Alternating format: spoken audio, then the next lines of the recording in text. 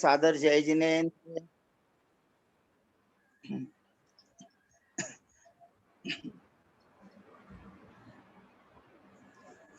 जय बोलो श्री अनंतानंत सिद्ध परमेष्ठी भगवान की जय। शासन स्वामी 1008 24वें अंतिम तीर्थंकर देवादिदेव वीतरागी सर्वज्ञ हितोपदेशी श्री महावीर भगवान की जय। जय श्री ओम नमः सिद्धेभ्य, जय श्री ओम नमः सिद्धेभ्य, जय श्री ओम नमः सिद्धेभ्य। नमो अरहंताणं, नमो सिद्धाणं, नमो आयिरीयाणं, नमो उबजायाणं, नमो लोये सब्बसाहूणं। हे ज्ञान सागर गुरु मम प्राण प्यारे, थे पूज्य साधु गण से बुध मुख्य न्यारे।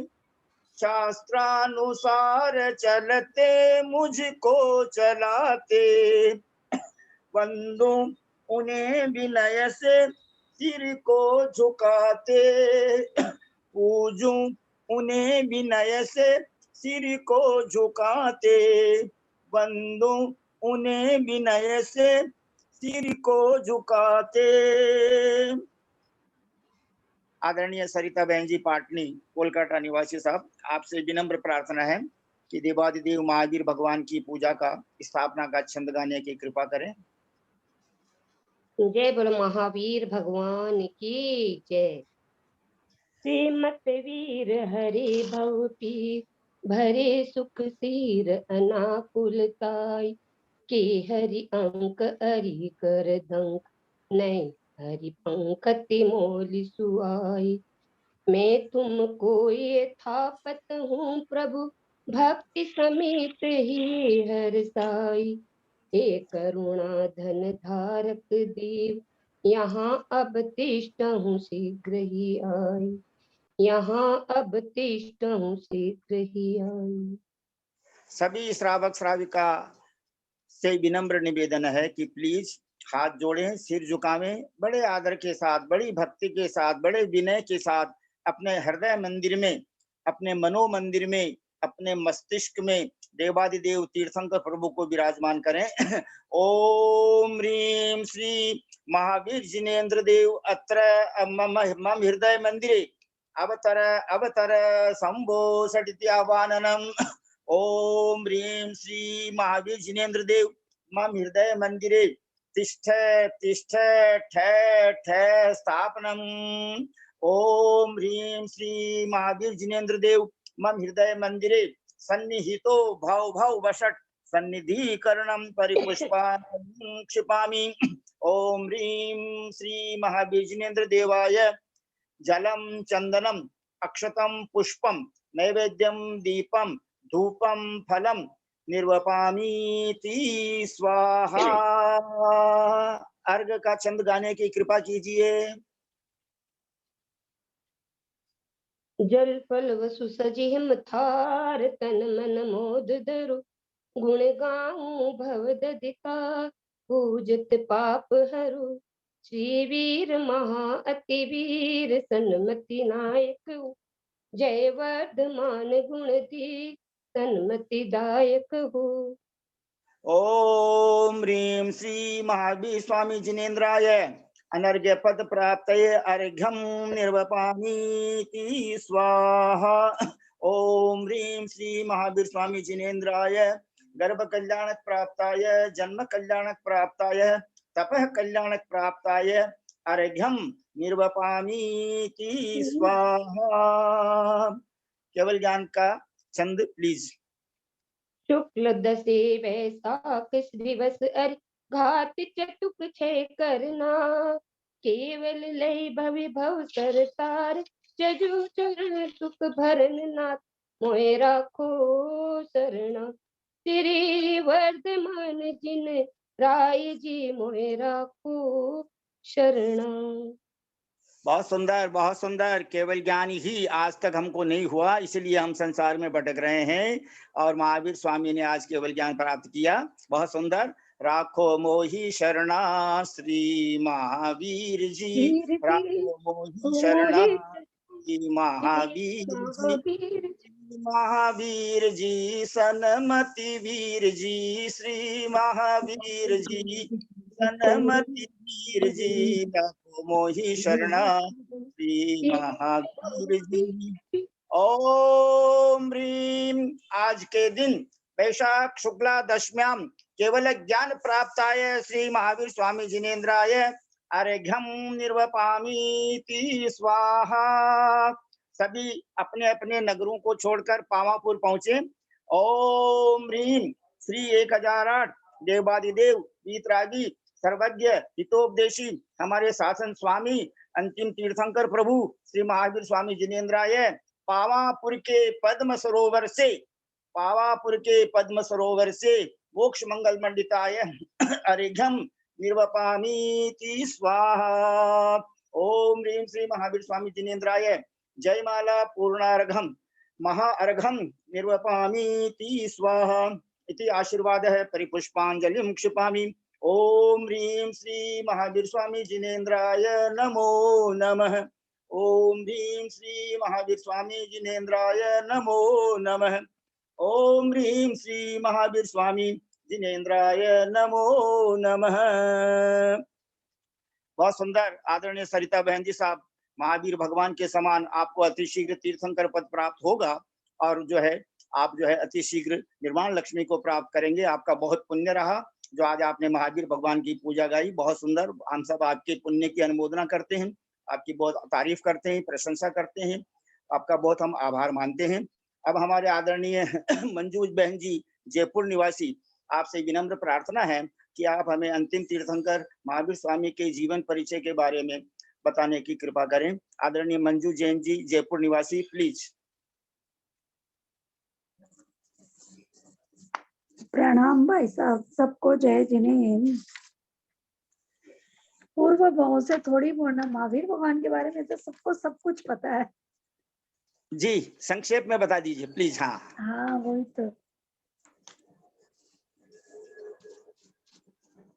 जैसा कि सभी को विदित है, महावीर भगवान का जन्म राजा सिद्धार्थ और महारानी त्रिशला के आंगन में हुआ था।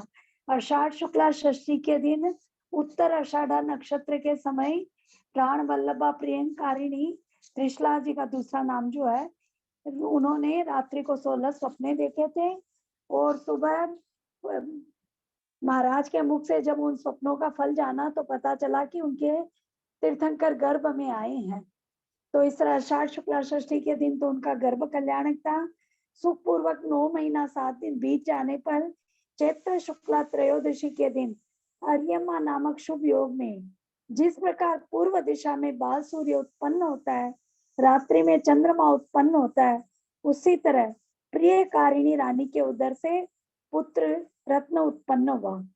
इंद्राणी ने प्रसूति गृह में जाकर 3 प्रदक्षिणा देकर माता को नमस्कार किया। मायामयी बालक को माता के समीप रखकर जिन बालक को गोद में लेकर प्रसूति गृह से बाहर आ गई, इंद्र ने हजार नेत्रों से उनके दर्शन किए और पांडुक शिला पर ले जाकर भगवान का जन्मोत्सव संपन्न किया। वर्धमान स्वामी के 5 नाम थे, सभी को विदित है। वर्धमान, महावीर, वीर, अतिवीर और सन्मति। जब भगवान को वैराग्य उत्पन्न हुआ तो उन्होंने काले घुंघराले केशों को नमः सिद्धेभ्य मंत्र का उच्चारण कर जड़ से उखाड़ कर फेंक दिया था। इंद्र ने सर्व केशों को मणिमय पिटारे में रखकर आदर सहित क्षीर समुद्र में उनका विसर्जन किया था। फिर शुक्ल दशमी वैशाख नहीं, आषाढ़ शुक्ल मंगसिर असित मनोहर दशमी, मंगसिर कृष्णा दशमी के दिन भगवान का तप कल्याणक उस दिन उन्होंने दीक्षा धारण की थी। मना परिय ज्ञान के वो स्वामी हो गए थे। और फिर आज के दिन यानी वैशाख शुक्ला दशमी के दिन महावीर भगवान को केवल ज्ञान प्राप्त हुआ था। महावीर भगवान के केवल ज्ञान को 66 दिन बीत गए थे, परंतु उनकी देशना नहीं हुई। तब इंद्र ने अवधि ज्ञान से जाना, गौतम गणधर के बारे में जाना, तो उन्होंने छल बल से गौतम स्वामी को महावीर स्वामी के निकट लाए और गौतम स्वामी को जबकि तुरंत ही उनका मिथ्या ज्ञान नाश होके सम्यक दर्शन प्रकट हो गया और तब भगवान की वाणी श्रावण कृष्णा प्रतिपदा के पूर्वाह्न काल में दिव्य देशना उनकी प्रकट हुई थी। उसी के अनुसार गौतम गणना ने रात्रि के पूर्व भाग में 11 अंगों की रचना की और रात्रि के पिछले भाग में 14 पूर्वों की रचना की। तो वर्धमान स्वामी के प्रधान गणधर गौतम थे और उनकी देशना सुनकर वायुभूति, अग्निभूति, सुधर्म, मौर्य, मुंद्र, पुत्र, मैत्रेय, अकंपन, अंधवेला या अन्वचेला, प्रभास, ये 10 गणधर और थे। इस तरह 11 गणधर थे। भगवान के समूह शरण में 300 मुनि, 11 अंग और 14 पूर्व के पाठी थे। यथार्थ संयम के धारण करने वाले 9,900 शिक्षक थे। 1,300 अवधि ज्ञानी थे, 500 मन परिय ज्ञानी थे, 700 केवल ज्ञानी थे, 900 विक्रिया रिद्धि के धारी और 400 अनुत्तरवादी थे। इस प्रकार सर्व मिलाकर मुनीश्वरों की संख्या 14,000 थी। चंदना प्रमुख गणनीय आर्यिका थी, उनको आदि लेकर 36,000 आर्यिकाएं थी। 1 लाख श्रावक थे, 3 लाख श्राविकाएं थी, असंख्यात देव और देवांगनाएं और संख्यात तिर्यंच थे। इस तरह भगवान ने विपुलाचल पर्वत पर जब वर्धमान स्वामी धर्म देशना करते हुए अनुक्रम से राजगृह नगरी में आए, विपुलाचल पर्वत पर स्थित हो गए। वहां पर ही श्रेणी राजा ने उनसे 60,000 प्रश्न किए थे और गौतम गणधर ने उनका जवाब दिया था। फिर कार्तिक कृष्ण अमावस्या के दिन पावापुर के पद्म सरोवर स्थान से महावीर भगवान ने निर्वाण को प्राप्त किया। ऐसे महावीर भगवान हम सभी के जीवन में परम मंगल का कल्याणकारी हो, ऐसी भावना के साथ उनको 3 बार नमोस्तु नमोस्तु नमोस्तु। बहुत सुंदर मंजू बहन जी। एक पहले हम आपसे एक विनम्र प्रार्थना करते हैं कि जिन ग्रंथ राज से आप ये तीर्थंकर भगवान का जीवन परिचय पढ़ते हो, वो ग्रंथ राज अगर आप PDF कर देंगे तो हम सभी भाई बहनों को तीर्थंकरों के बारे में जानकारी प्राप्त हो जाएगी। और आपने टू दी पॉइंट अति संक्षेप में और समय की मर्यादा में बहुत ही सुंदर ढंग से भगवान महावीर स्वामी के बारे में आपने हमको बताया। आप स्वयं महावीर स्वामी के समान अति शीघ्र तीर्थंकर बनने वाले आसन भव्य जीवात्मा हैं। इसलिए हम सब आपके जो है इस विद्वत्ता की बहुत बहुत अनुमोदना करते हैं, बहुत प्रशंसा करते हैं, तारीफ करते हैं। Please, you are very very respectable. और अब जो है हम एक बात जानना चाहते हैं आदरणीय सोनू जैन जी सीए साहब से कि समय साथ स्वाध्याय ग्रुप में जो परम पूज्य 105 शुल्लक जी महाराज श्री सुधर्म गुप्त जी का कल समाधि मरण हो गया था 5 बजे शाम को हुगली कर्नाटक, हुगली शहर में, कर्नाटक प्रांत में।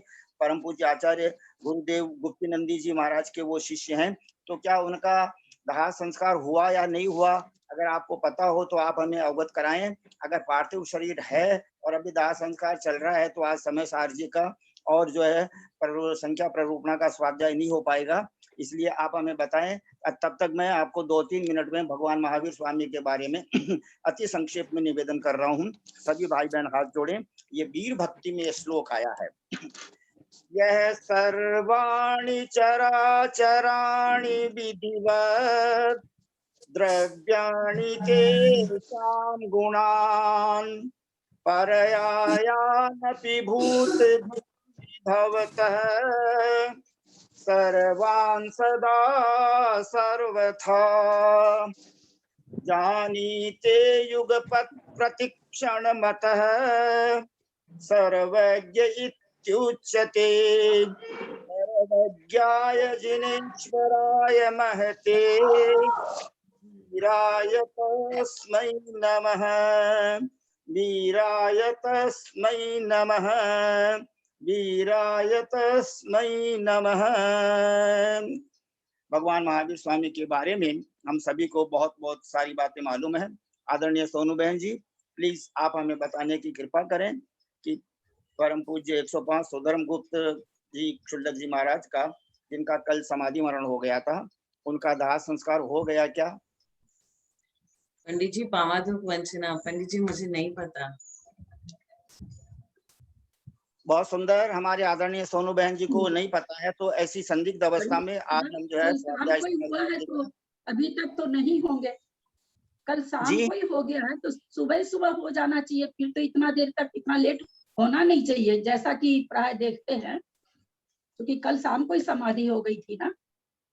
अच्छा अच्छा, और हो सकता है कल कल दाह संस्कार भी हो गया हो। हाँ, तो भी ठीक नहीं है। हाँ 5 बजे हुए हैं तब तो हो ही गया होगा ना दाह हाँ, संस्कार कल ही। अभी तो सुबह बड़े तो हो ही दिन गया, होते कल हैं अभी सुबह तो, सुबह ही हो गया होगा। अब तो शाम 9 को ही बज हो रही गया है, होगा। सुबह सुबह हो गया होगा जहाँ तक।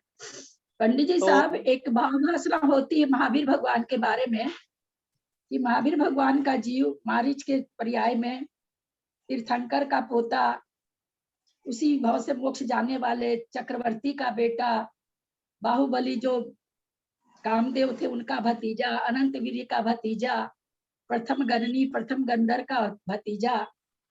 और देखिए कितने निगोद पर्याय में, कितने असमय गर्भपात हुआ इनका, कितना उस पर्याय में, उस त्रियंज पर्याय में, उस त्रियंज पर्याय में कितना घूमे हैं, कितना घूमे हैं कि पूरा मतलब समझिए कि चौथा काल पूरा खत्म होने को आया तब उनका जन्म हुआ। और फिर ऐसी उन्होंने कैसी विशुद्धि प्राप्त की कि हम लोग की उम्र में तो वो मोक्ष चले गए। हम लोग तो अभी तक कुछ व्रत वगैरह भी, त्याग वगैरह भी नहीं ले पा रहे हैं, और हमारी उम्र में 72 साल की उम्र में वो मोक्ष चले गए। ये मेरे को बहुत ज्यादा, जब भी इनका कुछ आता है तो यही सोचते कि देखो हम तो कैसे रूल के बैठे हुए हैं घर में, और वो मोक्ष प्राप्त कर लिए इतनी छोटी सी उम्र में, सारा कुछ करके भी। कितनी बड़ी बात है पंडित जी साहब, कितनी छोटी उम्र में ये मोक्ष गए हैं, एकदम छोटी सी उम्र में ये दीक्षा लेकर के, मतलब स्वयं दीक्षित होते हैं और केवल ज्ञान को प्राप्त करके और मोक्ष भी चले गए। हम लोग को बहुत ही अंदर से मतलब अपने लिए बहुत ही, मतलब क्या कहें जिसको, बहुत ही तुच्छपना लगता है अपने लिए कि देखो हम लोग कैसे विषयों में आसक्त हो रखे हैं और हमारे अंतिम तीर्थंकर हमारी उम्र में मोक्ष चले गए थे। बहुत सुंदर आदरणीय ललिता बहन जी साहब ने जो बहुत सुंदर विचार अभिव्यक्त किए। अब इको उत्तर तो है आदरणीय भैया जी साहब ही देसी कि भाई जो है 72 वर्ष की उम्र का मायने मोक्ष चले गया, जबकि लोग जो है वहाँ का वहाँ भी बड़ी उम्र वाला बैठा है, कोई 90 वर्ष का है, कोई 100 वर्ष का भी है। आपने जैन समाज में 102 वर्ष का कन्यालाल जी ठहर साहब भी है, उदयपुर का माइन है। लेकिन आपने आज तक केवल ज्ञान प्राप्त क्यों न हुई और क्यों मोक्ष प्राप्त न हुई, ये सारी बातों को उत्तर जो आदरणीय भैया जी साहब ही देंगे, और वही जो है समय सार का मंगलाचरण भी करेंगे और हम सबको मंगल आशीर्वाद भी प्रदान करेंगे। हम सब भाई बहन एक बार जय बोलते हैं। जय बोलो परम बढ़ाई द्वीप में विराजमान समस्त आचार्य उपाध्याय साधु परमेष्टि भगवंतों की जय, समस्त आरिका माता जी की जय, समस्त एलक जी महाराज, समस्त छुल्लक जी महाराज, समस्त छुल्लिका जी माता जी की जय, समस्त चतुर्विद संघ की जय। हम सभी भाई बहन हाथ जोड़कर सिर झुकाकर 3 प्रदक्षिणा देकर सिद्ध भक्ति, श्रुत भक्ति, योगी भक्ति, आचार्य भक्ति पूर्वक उनके गुणों में अनुरक्त होकर समस्त आचार्य उपाध्याय साधु परमेष्टि भगवंतों के श्री चरणार बिंदु में 3 प्रदक्षिणा लगाकर सादर नमोस्तु सादर नमोस्तु सादर नमोस्तु निवेदन करते हैं। समस्त आरिका माता जी के श्री चरणार बिंदु में सादर बंदामी सादर बंदामी जी महाराज, समस्त छुल्लिका जी माता जी के श्री चरण कमलों में सादर इच्छामी सादर इच्छामी सादर इच्छामी। समस्त भैया जी, समस्त दीदी जी के श्री चरणार बिंदु में सादर वंदना सादर वंदना सादर वंदना। उदासीन आश्रम ईश्वरी पारसनाथ में विराजमान परम विद्वान ब्रह्मचारी भैया जी श्रीमान पंकज जी जैन के श्री चरण कमलों में सादर वंदना सादर वंदना सादर वंदना। और जो है बड़ा प्यार से, बड़ी मोहब्बत से और जो है बड़ा अनुराग से अपने धर्म मोक्ष मार्ग में आगे बढ़ावा वाला परम आदरणीय ब्रह्मचारी भैया जी श्रीमान केसी जैन साहब सीए चरण कोलकाता निवासी, उनके श्री चरणार बिंदु में सादर चरण स्पर्श सादर पावन ढोक सादर प्रणाम सादर वंदना निवेदन करके उनसे हम सब हाथ जोड़कर सिर झुकाकर विनम्र प्रार्थना करते हैं कि आप ललिता बहन जी साहब के कहे अनुसार आप हमको ये बताने की कृपा करें कि अपनी उम्र 70-72 की होगी, कोई की 75 की होगी, कोई की 80 की होगी, फिर भी आपने केवल ज्ञान प्राप्त न हुई हो, और वहां 30 वर्ष की उम्र का मायने ही केवल ज्ञान प्राप्त होगी और मोक्ष ले गया 72 की उम्र का मायने। को कारण कहीं है परम आदरणीय ब्रह्मचारी भैया जी श्रीमान केसी जैन साहब सीए कोलकाता निवासी, आपके श्री चरणार बिंदु में विनम्र प्रार्थना, प्लीज मंगलाचरण प्रारंभ करने की कृपा करें और माने सबने मंगल आशीर्वाद प्रदान कर बाकी कृपा करो सा।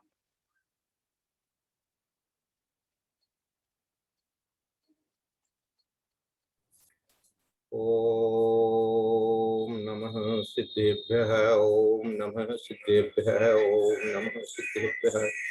ओंकारं बिंदु संयुक्तं नित्यं ध्यायन्ति योगिनः कामदं मोक्षदं चैव ओंकाराय नमो नमः। अविरल शब्द घनोग प्रक्षालित सकल भूतल कलंका मुनिभिरूपासित तीर्था सरस्वती हरतु नो दुरितान् अज्ञान तिमिरान्धानां ज्ञानाञ्जन शलाकया चक्षुर्मीलितं येन तस्मै श्री गुरुवे नमः। श्री परम गुरुवे नमः। परम्पराचार्य श्री गुरुभ्यो नमः।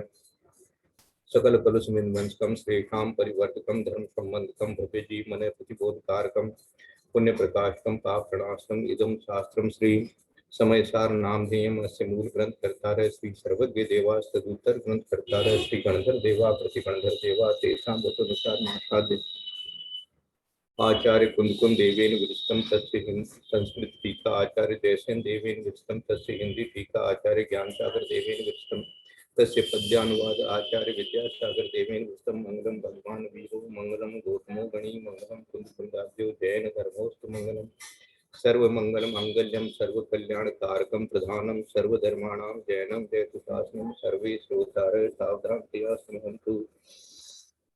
वंदितु सव्वसिद्धे ध्रुवमचलं नोवमं गदिं पत्ते वोच्छामि समय पाहुड मृणमो सुध केवली भणियम् नमः समय साराय स्वानुभूत्या चकासते चित् स्वभावाय भावाय सर्वभावान्तरच्छिदे वीतरागं जिनं नत्वा ज्ञानानन्देकसम्पदं वक्षे समय सारस्य वृत्तिं तात्पर्य संगिकाम्।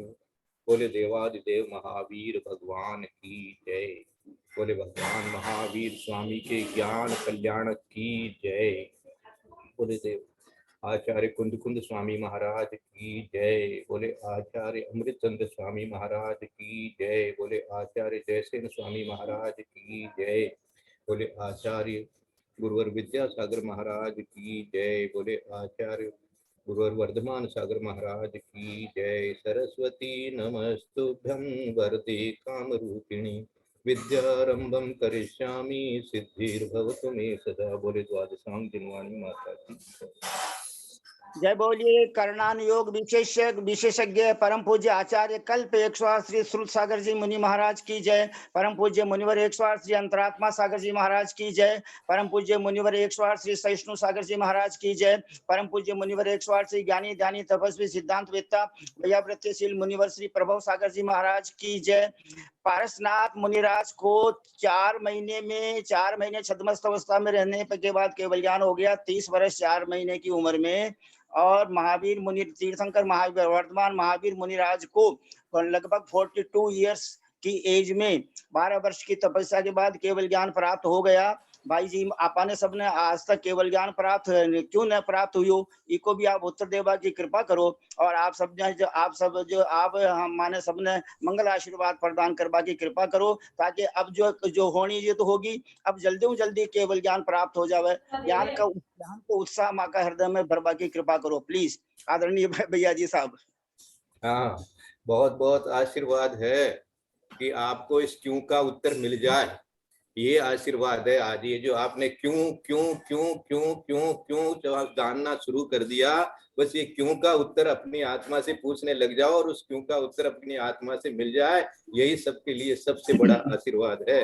पापम क्षयतु धर्म वृद्धिर्भवतु दर्शन विशुद्धिर्भवतु सहायक सम्यक् भवतु आनंद भवतु। हैं तो वंदना भाई साहब, वंदना भाई साहब, वंदना भाई साहब, वंदना भैया जी, वंदना भाई साहब, वंदना भाई साहब, वंदना भाई साहब, पंडित जी को प्रणाम, बाकी सबको जय जिनेन्द्र, सबको जय जिनेन्द्र। प्रणाम। ये जिसको ये क्यों का जो भाव आया है, ये आचार्यों ने लिखा है, ये भव्यता की निशानी है कि भव्य की जीव में क्या विशेषता होती है। बोले भव्य जीव की यही विशेषता होती है, उसको जो है वो मोक्ष मार्ग के लिए इस प्रकार का भाव आता है कि मैं भी मोक्ष जाऊं। तो ये जो है बहुत अच्छी बात है। और देखो भाई, हम लोग उस समय क्यों नहीं जन्मे, अब इसका उत्तर आप दे दो मेरे को। तो उस समय जन्मते तो हम लोग भी उस समय उसी तरह की तपस्या करके उनके समोसरण में बैठ के केवल ज्ञान ले लेते, पा लेते। लेकिन अब ये पंचम काल में आया है जन्म अपना, है ना। हाँ, तो पंचम काल में तो कैसे जीव जन्म लेते हैं उसके बारे में एक पद्म पुराण का जो संदर्भ है वो बताया गया है कि एक बार लक्ष्मण जी ने कहीं पर जब उनको कोई कन्याएं दे दी गई और उन्होंने विवाह कर लिया तो वो जाने लगे आगे, क्योंकि 14 वर्ष का चल रहा था उनकी तो तीर्थ यात्रा का, तो आने जाने लगे तो उनको, भाई मेरे को तो आप छोड़ के जा रहे हैं, ये कैसे होगा? बोले मैं जरूर वापस आऊंगा और आपको लेके जाऊंगा, ऐसे उनको बोलते हैं। तो बोलते मैं कैसे मानूं?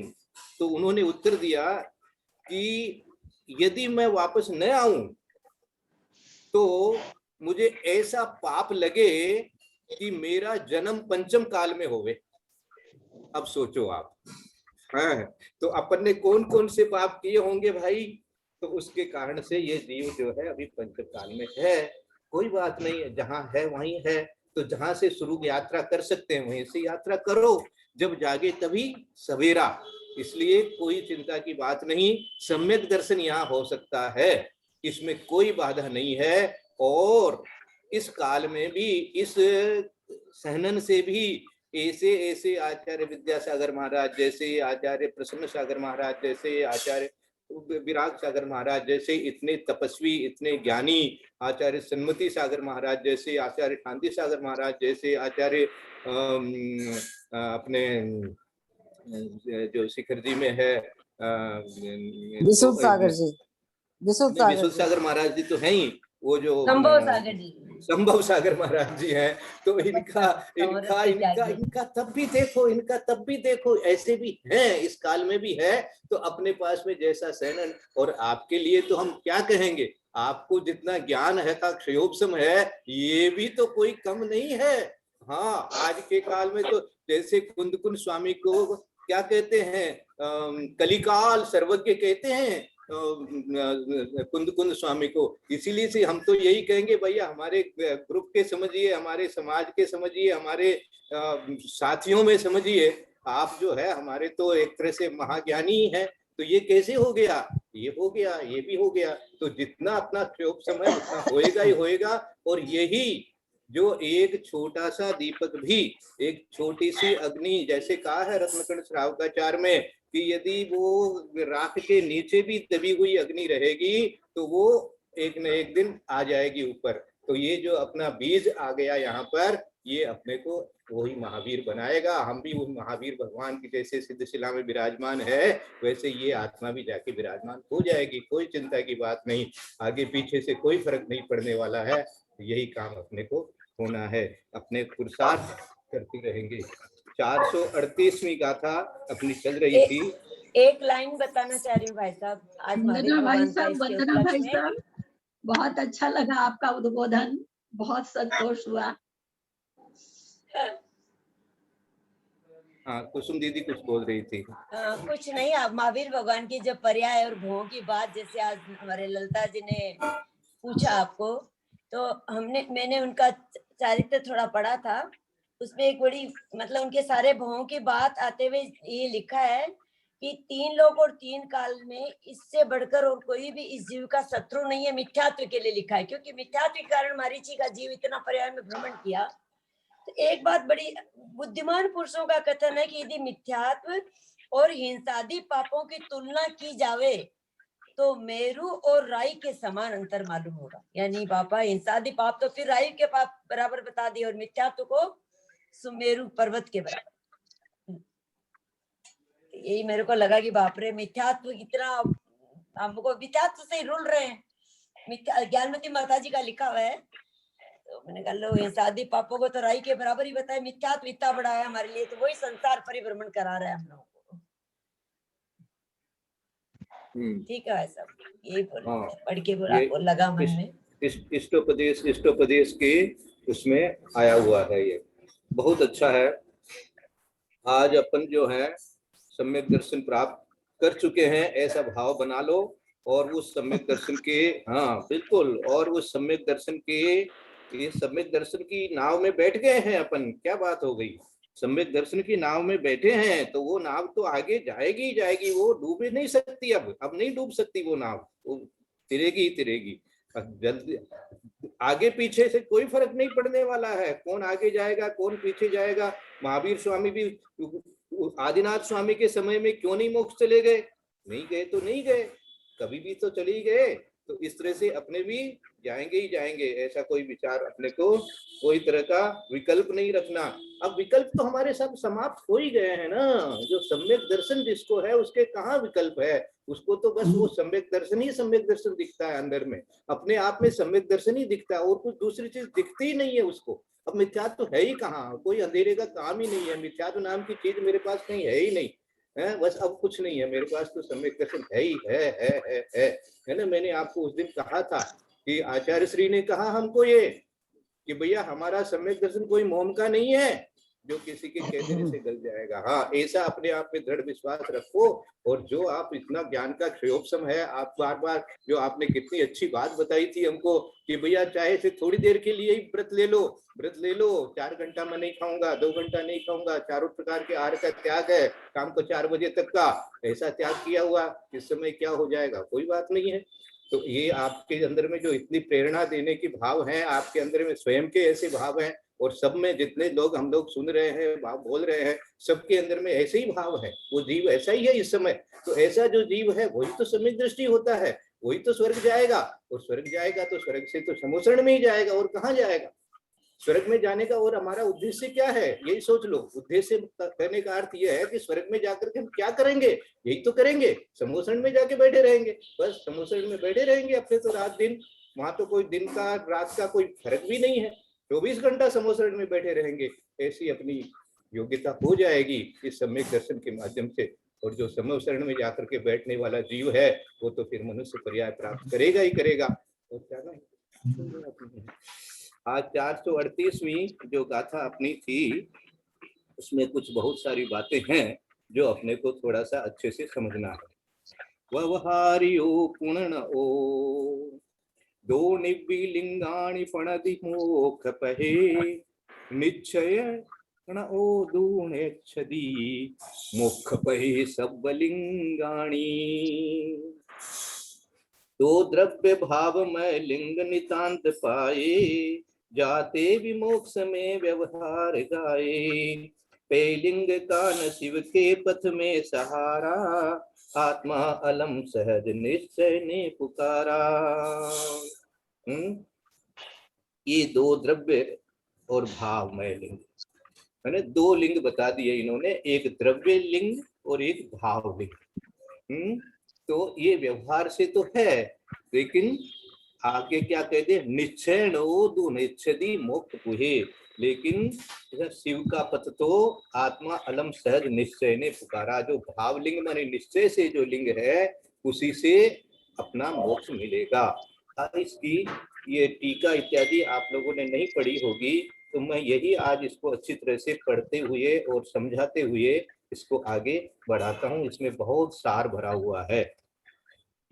व्यवहार न तो मुनि और श्रावक के भेद से दोनों प्रकार के ही लिंगों को मोक्ष मार्ग मानता है, किंतु निश्चय ने सभी बाह्य लिंगों के किसी को भी मोक्ष मार्ग नहीं मानता। तो व्यवहार से इस श्रावक का भी एक लिंग हो गया, और मुनि का तो लिंग है ही है। तो ये यहाँ पर ऐसे व्यवहार ने ऐसे है, व्यवहारियो पुण्यो दोनिवि लिंगाणी भणति मोक्ष पहे। मोक्ष का जो पथ है वो श्रावक अवस्था से शुरू हो जाता है, और मुनि अवस्था में तो पूर्ण रूप से मोक्ष मार्ग होता ही है, रत्नत्रय पूरा आ ही जाता है। तो ये यहाँ इस लिंग की अपेक्षा से व्यवहार से कहकर के कह रहे हैं, लेकिन निश्चय न से तो सभी बाह्य लिंगों से किसी को भी मोक्ष मार्ग नहीं मानता।